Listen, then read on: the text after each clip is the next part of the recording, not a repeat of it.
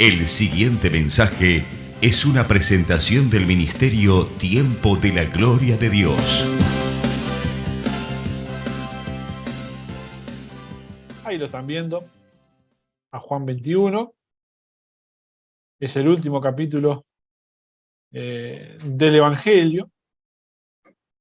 Y vamos a darle una buena línea. ¿Les parece? Dice así.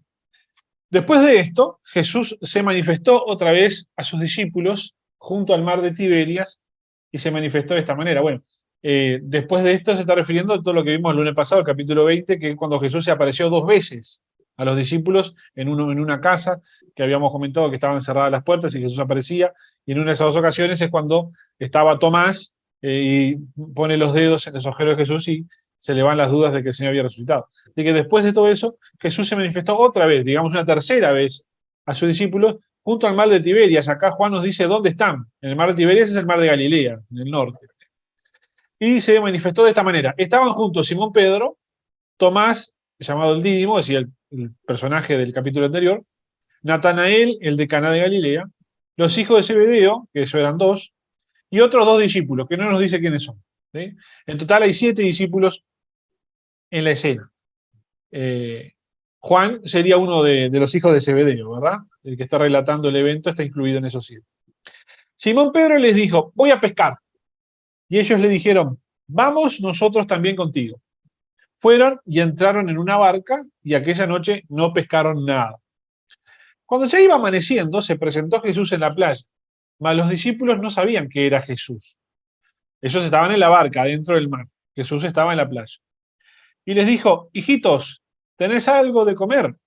Le respondieron, no. Él les dijo, echad la red a la derecha de la barca y hallaréis.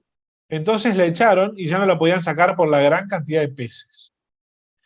Entonces aquel discípulo a quien Jesús amaba, este vendría a ser Juan, dijo a Pedro, ¡es el Señor!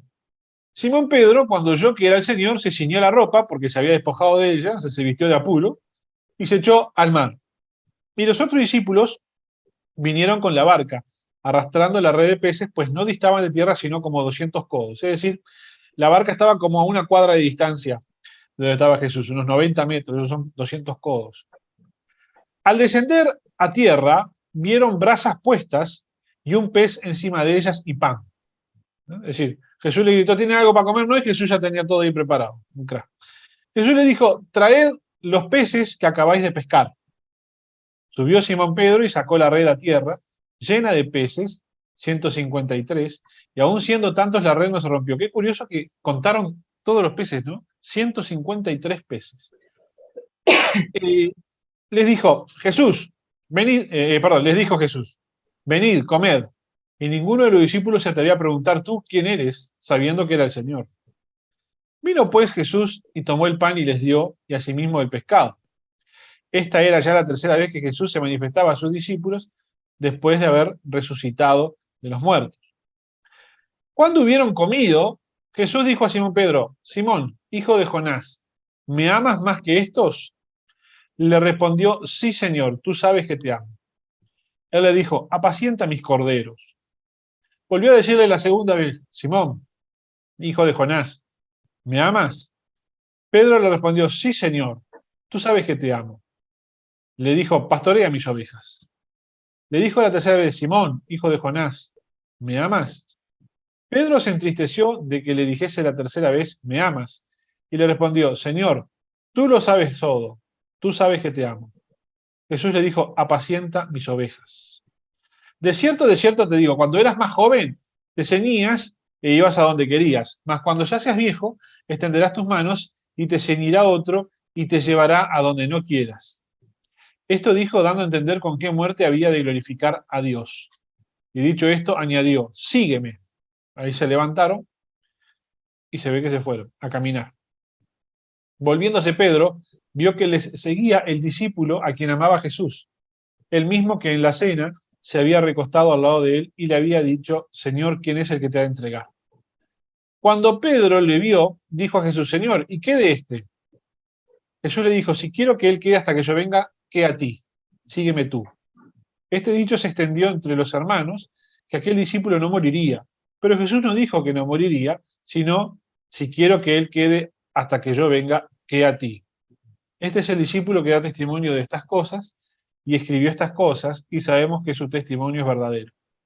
Y hay también otras muchas cosas que Jesús hizo, las cuales si se escribieran una por una, pienso que ni aún en el mundo cabrían los libros que se habrían de escribir. Amén. Y ahí terminó el Evangelio de Juan, ahí terminó todo lo que Juan escribió para nosotros. ¿Sí?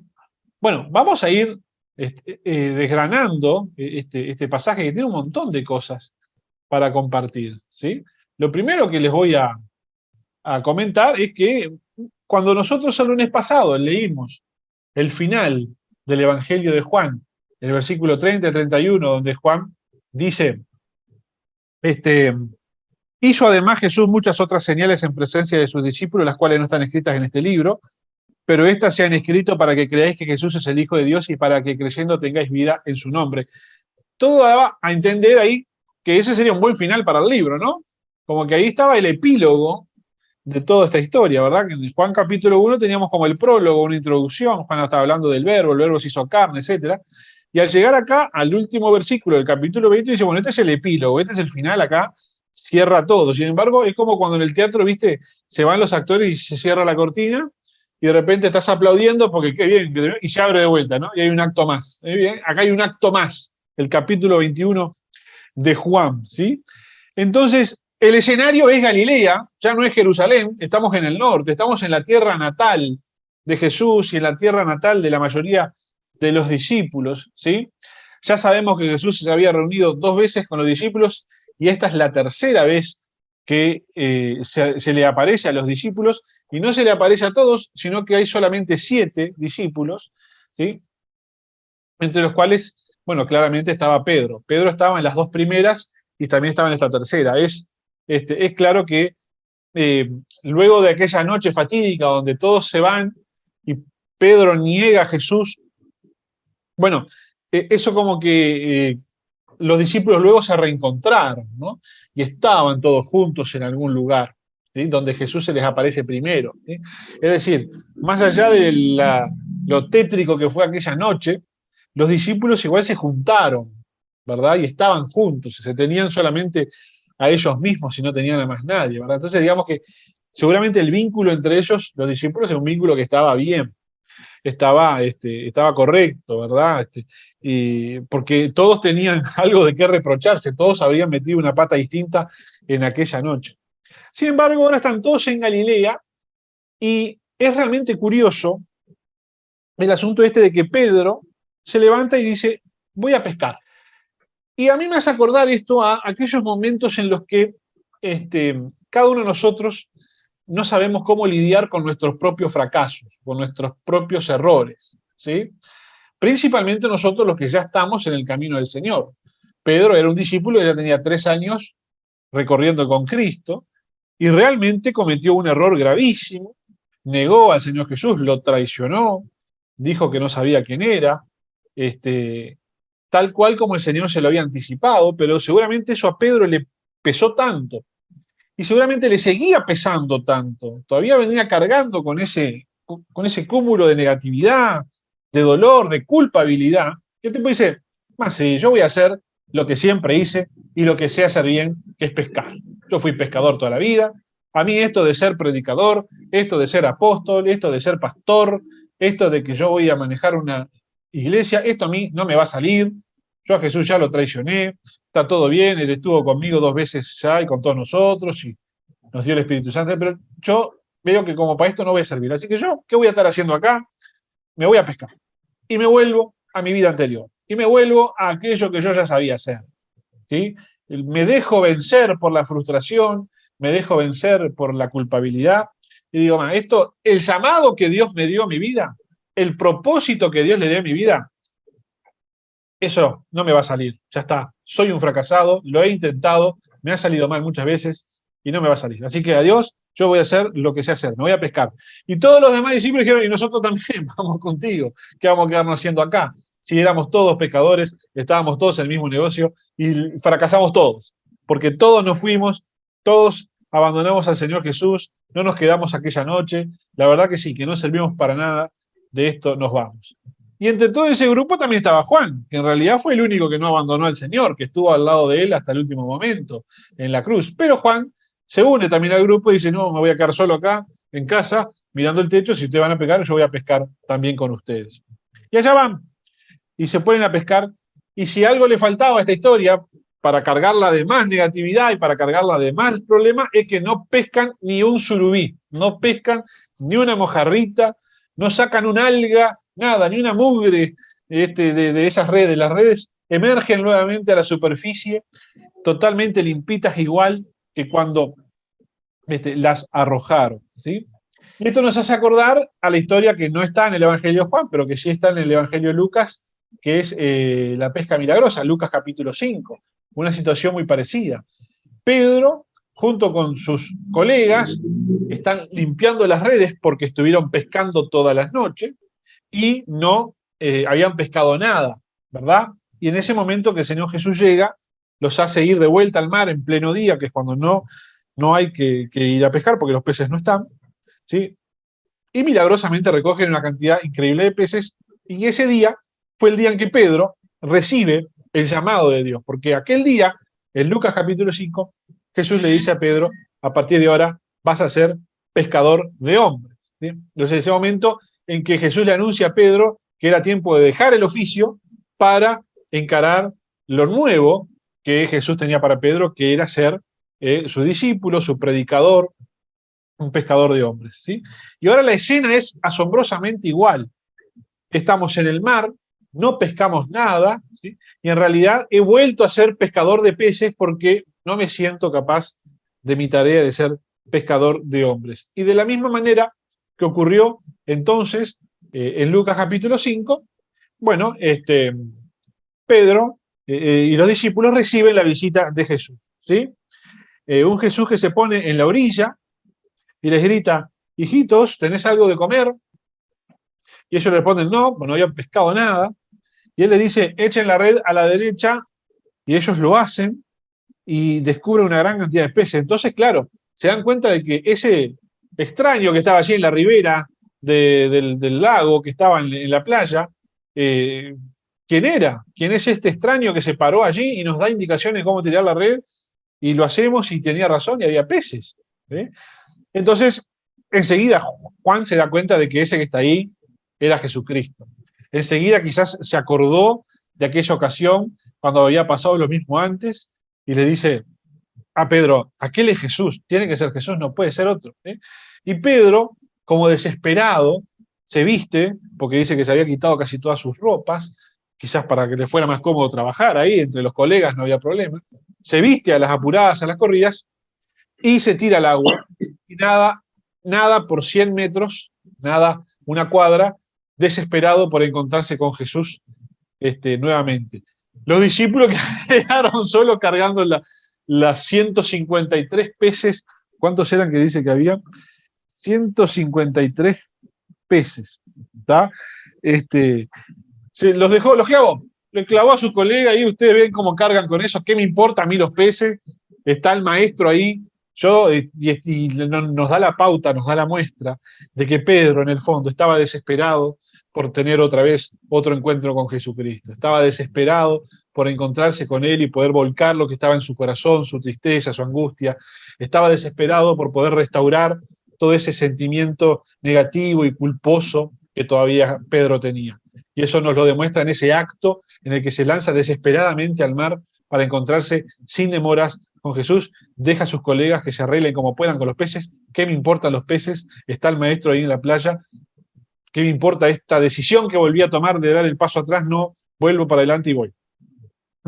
Y entonces los demás llegan con todos los peces, y qué lindo es este mensaje que el Señor nos deja, porque ese era un momento de debilidad de Pedro y de todos los discípulos, un momento donde se cuestionan su llamado y dan una marcha atrás, ¿sí? Y vuelven al oficio de antes, ¿verdad? Vuelven a las cosas que habían dejado por seguir a Cristo. Es un momento de debilidad de los discípulos y sin embargo Jesucristo aparece en el momento de debilidad. Es otra historia de la gran misericordia de Dios, así como fue el capítulo anterior donde vimos un Jesucristo que aparece cuando Tomás duda y lo ayuda con su duda, no lo descarta, no lo desprecia, sino que lo ayuda con la duda que tiene. Bueno, acá también vemos un nuevo acto de misericordia de nuestro Señor, que en este momento de debilidad que tienen los discípulos, se presenta el Señor para ayudarlos. Se presenta para traerles un milagro, se presenta para traerles provisión, ¿verdad? Porque sin duda que también los discípulos habrán dicho, vamos a pescar porque no tendrían sustento por esos días, ¿verdad? También ellos hacían tiempo que habían dejado atrás su oficio, hacía muchos años que ellos no trabajaban para su sustento, sino que eran sostenidos por el ministerio de Cristo, ¿sí? Hacía tiempo que nosotros sabemos por la palabra del Señor que el Señor lo apoyaba a muchas personas y muchas de ellas muy adineradas. Entonces los discípulos podían pasar un momento de dificultad, podían pasar un momento de apriete, pero tenían un sustento al lado de Jesús, sustento que manejaba Judas y se nos desapareció después de la macana que se mandó. Hemos quedado realmente regalados. Y bueno, los discípulos también, quizá por una cuestión de necesidad, volvieron a lo que sabían hacer, que era pescar. Y el Señor les trae un milagro, el Señor les trae una provisión, seguramente 153 peces sería suficiente para que tuviesen provisión ellos y su familia por un buen tiempo, hasta que, bueno, Pentecostés llegara y la iglesia empezara a funcionar y la vida cambiara, ¿verdad? Pero ahí tenemos al Señor apareciendo en un momento de dificultad, en un momento de debilidad, para traernos ánimo, para traernos milagros, para traernos provisiones, ¿sí? A pesar de cómo yo sé o no sé manejar mis frustraciones y mis culpas, ¿sí? Y eso realmente es una etapa, es algo muy lindo de destacar, porque también nos hace acordar otros ejemplos en la Biblia. Por ejemplo, cuando Elías estaba en la misma situación que Pedro y se esconde en el Monte Carmelo y el Señor va a consolarlo y a animarlo y a indicarle nuevas tareas que tenía que hacer. O cuando Daniel está en el pozo de los leones, ¿sí? Me imagino varias situaciones donde el Señor aparece en momentos de dificultad y rescata a sus siervos. Pero qué interesante es que Jesús se preocupa en resolver las cosas que quedan pendientes, ¿verdad? Y había quedado pendiente una charla con Pedro acerca de lo que había pasado aquella fatídica noche en que Jesús fue entregado y Pedro lo negó. Había que resolver ese asunto. No podía quedar sin charlar. ¿Y cuántas veces nosotros en las vidas no encaramos los asuntos que nos quedan pendientes? ¿Cuántas veces nosotros en la vida optamos por dejar pasar, que pase el tiempo, que decante, como se suele decir, los problemas, los conflictos, las cosas que quedaron pendientes entre uno mismo y alguien más, ¿verdad? En el matrimonio, eso es muy dañino cuando quedan cosas pendientes y las dejamos pasar y no las hablamos, con los hijos, sin duda, con el resto de nuestros vínculos. Qué importante que es que hubo un problema, vamos a conversar para resolverlo. Y Jesucristo le trae a Pedro todo el recuerdo de aquella noche, porque ustedes se acuerdan que cuando Pedro va a traicionar a Jesús, dice que él estaba junto con la demás gente allí en el patio calentándose en la fogata, ¿verdad? Y Jesucristo, ¿cómo lo espera a Pedro? Lo espera con una fogata que tiene un pescadito arriba, ¿verdad? Pronto para que los chicos desayunen, ¿sí? O sea, como que pareciera, no sé si a propósito o no, pero le recrea el ambiente en el que estaba, como diciendo, vamos a conversar. Y por lo que uno puede interpretar por las escrituras, ¿verdad?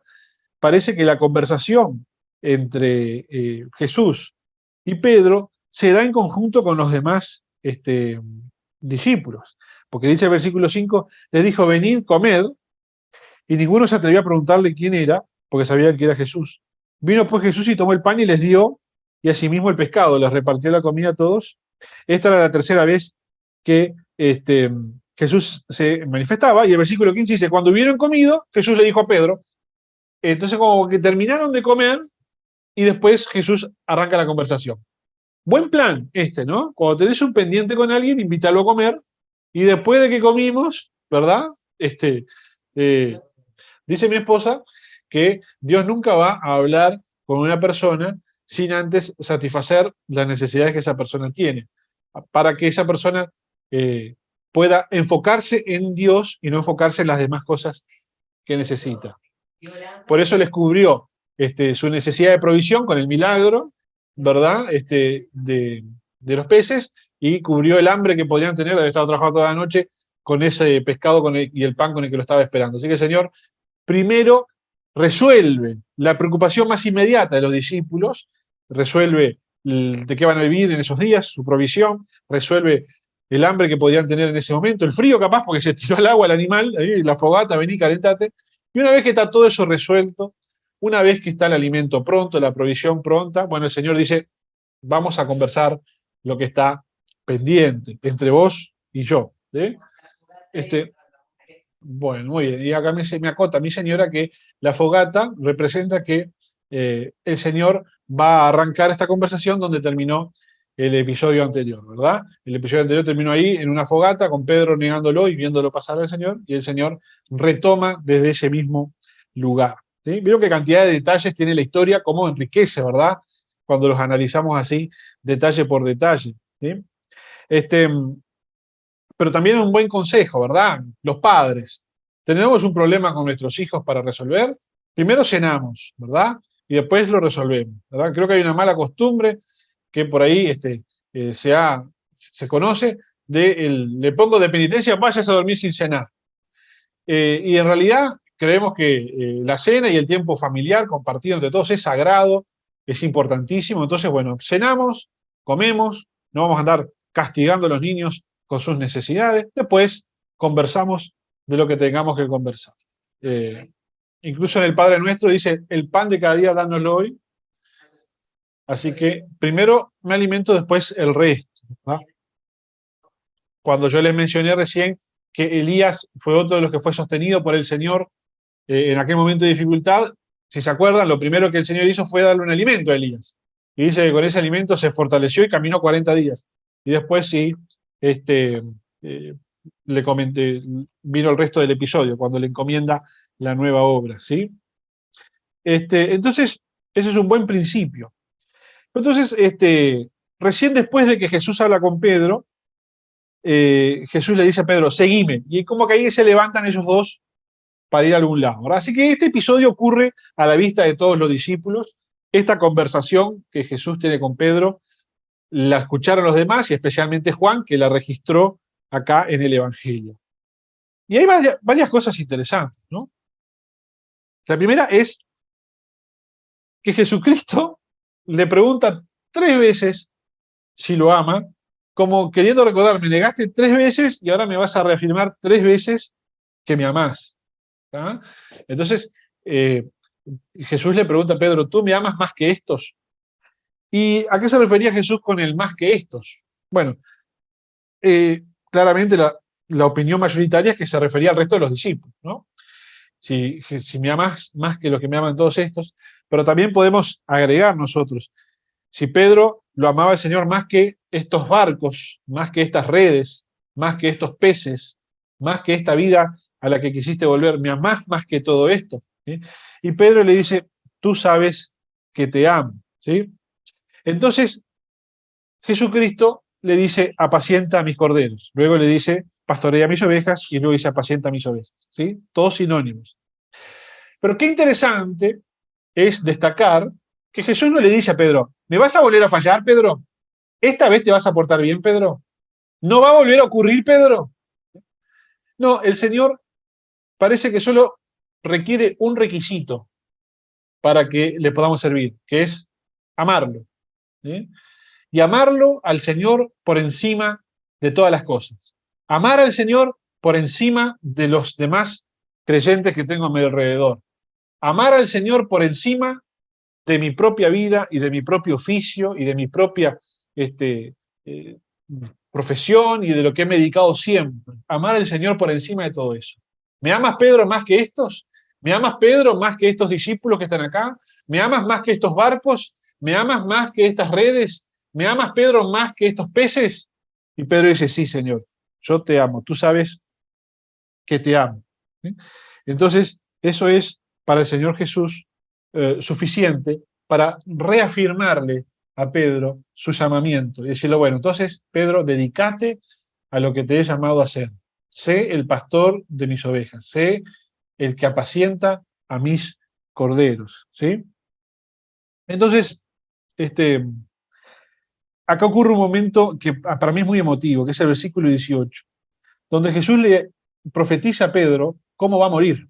Y le dice, cuando eras joven, te ceñías e ibas a donde querías. Es decir, cuando eras joven te vestías vos mismo, vos solo, te levantabas y ibas a donde vos querías.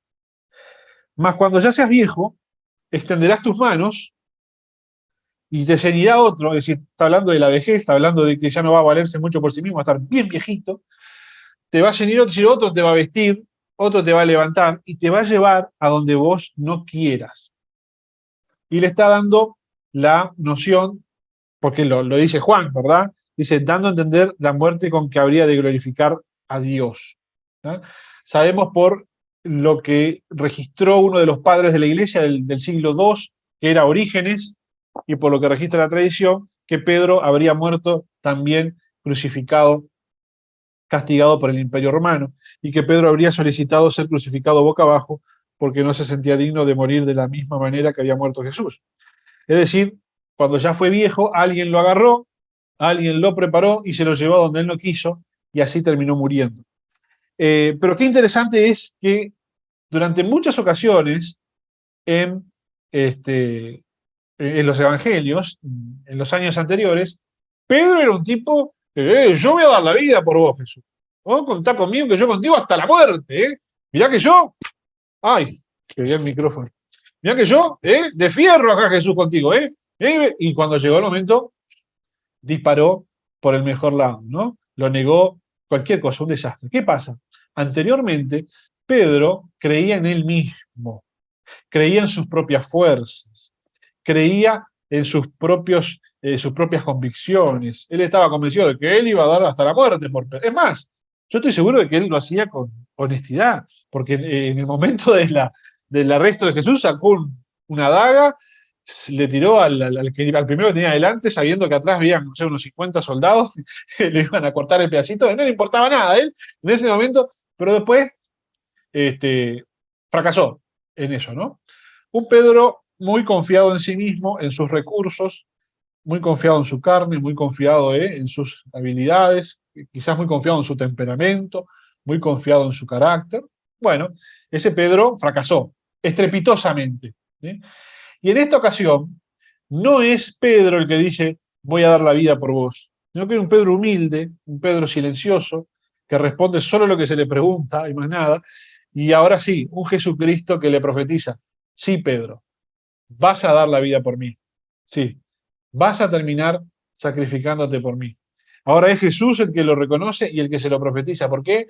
Porque ahora ya no es Pedro el que va, según sus fuerzas, a ejercer el ministerio, sino que es el Espíritu Santo a través de Pedro. Ahora Pedro finalmente ha muerto a su carne, finalmente Pedro con todo lo que le ha pasado ha muerto a su egoísmo, ha muerto a su orgullo, y ahora él ya no habla, él ya no se saca cartel, él ya no se hace la figura, ahora él calla, y el que habla por él es Jesucristo. Y Jesucristo está convencido de que Pedro sí que va a dar la vida por él. ¿Sí? Así que esta historia nos habla de cómo superar nuestras frustraciones, cómo superar la culpabilidad de nuestros errores y poder ir hacia adelante para nuestro llamamiento. ¿Sí? Ahora, lo otro que vamos a rescatar de acá, dos cositas más, antes de que ustedes quieran hacer algún comentario, es que el Señor le dijo, apacienta mis ovejas. ¿Tá? Y esa es una tarea de todos nosotros. No es solamente tarea de los pastores, de los líderes, es tarea de todos los que somos discípulos de Cristo. Alimentar las ovejas. Es decir, que con nuestros dichos, que con nuestras palabras, que con nuestras acciones, estemos contribuyendo a alimentar a nuestros hermanos, ¿verdad? A hacerle el bien a nuestros hermanos, a darle una palabra que provenga del Señor a nuestros hermanos para levantarlos, para edificarlos, para cuidarlos, ¿verdad?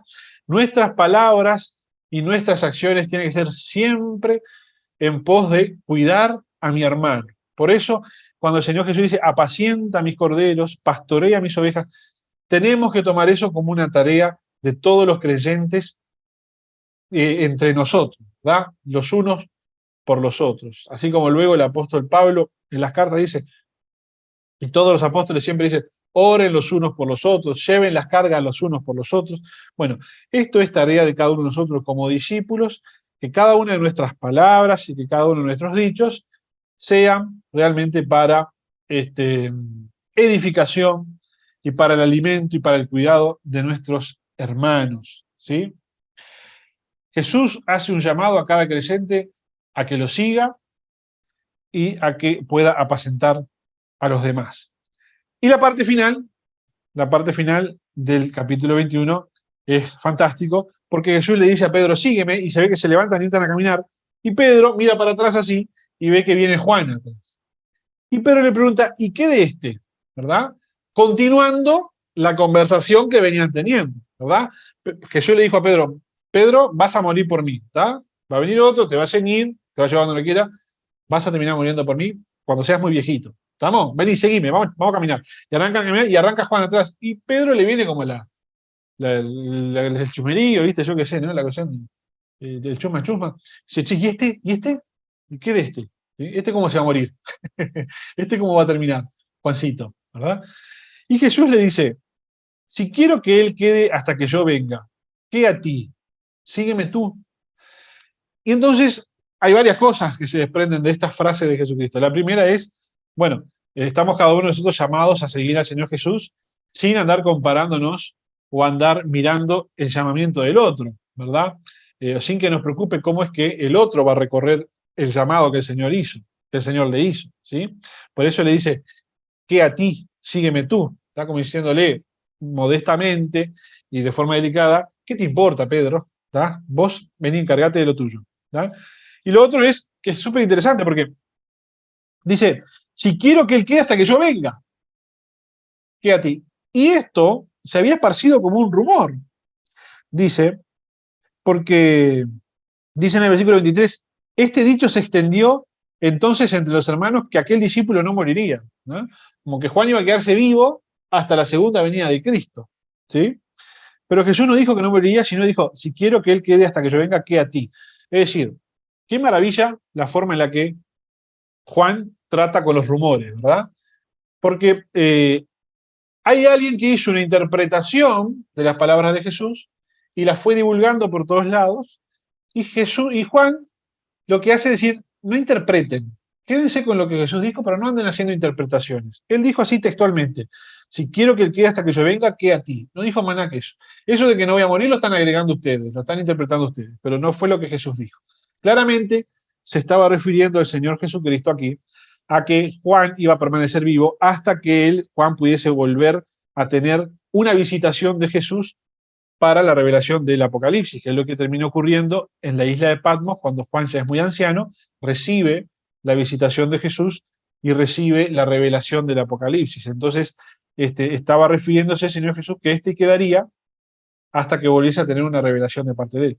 Pero, esa es otra forma de interpretarlo, pero lo que se tiene que interpretar literalmente de esta expresión es que Jesús dijo, si quiero que se quede, ¿a vos qué te importa? Pero no dijo que se iba a quedar.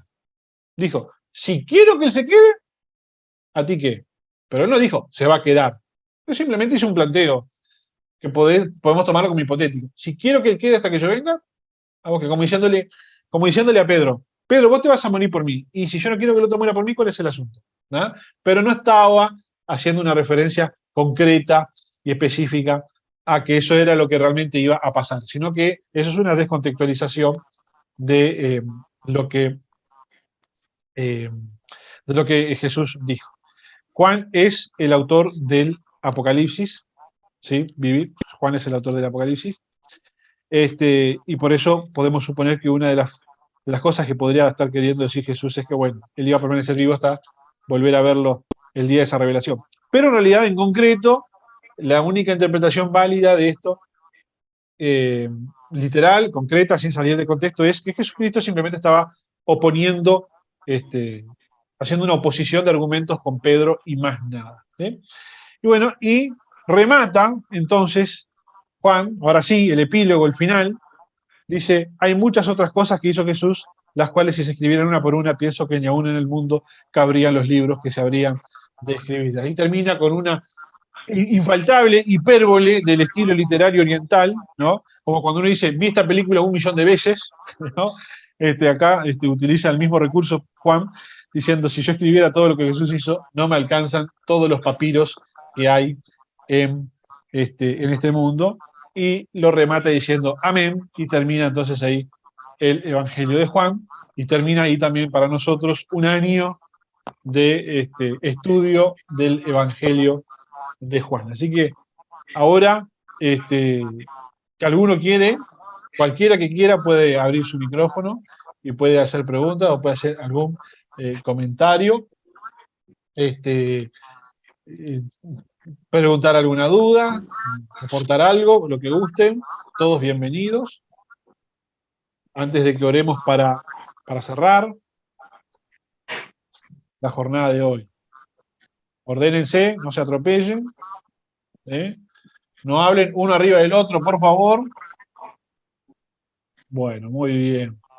¿Qué les ha parecido? Espero que este año haya sido productivo en cuanto a entender mejor este Evangelio, que cuando ustedes en su lectura bíblica anden por el Evangelio de Juan, puedan recordar las cosas que hemos charlado y bueno, puedan les pueda servir para entender siempre mejor lo que el Señor nos quiere hablar hoy a través del Evangelio. ¿Sí?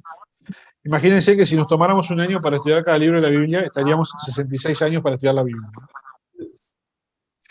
Menos mal que hay algunos libros que son más cortitos, como la Epístola de Judas. La Epístola de Judas, la que viene antes del Apocalipsis, en un capítulo solo. Pará. Y tiene 25 versículos. Y es larguísima. Son 25 versículos y es una doctrina en cada versículo. Este Judas era terrible. No Judas, obviamente, el que traicionó a Jesús, sino Judas, hermano de Jacobo, otro discípulo. Fue una presentación del Ministerio Tiempo de la Gloria de Dios.